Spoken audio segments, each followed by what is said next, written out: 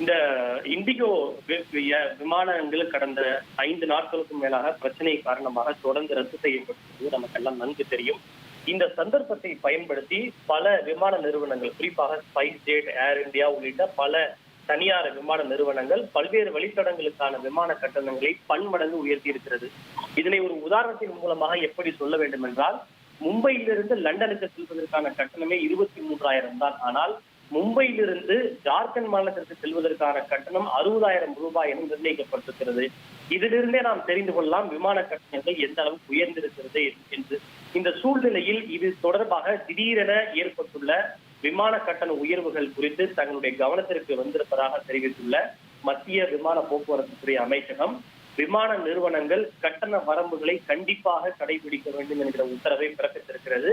அமைச்சகம் தனக்கே இருக்கக்கூடிய எக்ஸிகியூட்டிவ் பவர்ஸ் என்று சொல்லப்படக்கூடிய விசேஷ அதிகாரத்தை பயன்படுத்தி விமான நிறுவனங்களுக்கு இந்த உத்தரவை பிறப்பித்திருக்கிறது. அதாவது குறிப்பிட்ட வழித்தடங்களுக்கு இதுதான் கட்டணம், இவ்வளவுதான் அதிகபட்ச கட்டணத்தை வசூலிக்கலாம் என்று ஒவ்வொரு வழித்தடத்திற்கும் விமான போக்குவரத்து அமைச்சகம் ஒரு கட்டணத்தை நிர்ணயம் செய்திருக்கிறது. இதனை ஃபேர் கேப் என்று சொல்கிறார்கள், அதிகபட்ச கட்டண நிர்ணயம். இந்த கட்டண நிர்ணயத்தை விமான நிறுவனங்கள் கண்டிப்பாக கடைபிடிக்க வேண்டும் என்கிற உத்தரவை விமான போக்குவரத்து துறை அமைச்சகம் அனைத்து விமான நிறுவனங்களுக்கும் பிறப்பித்திருக்கிறது. குறிப்பாக நிலைமை முழுவதுமாக சீராகும் வரை இந்த வரம்புகள் அமலில் இருக்கும் என தெரிவிக்கப்பட்டிருக்கிறது. துன்பத்தில் இருக்கக்கூடிய பயணிகளை சுரண்டுவதை தடுப்பதும், மூத்த குடிமக்கள், மாணவர்கள், நோயாளிகள் உட்பட அவசரமாக பயணம் செய்ய வேண்டிய பொதுமக்கள் இந்த காலகட்டத்தில் நிதி நெருக்கடிக்கு ஆளாகாமல் இருப்பதை உறுதி செய்வதே இந்த உத்தரவின் நோக்கம் என்று தெரிவிக்கப்பட்டிருக்கிறது.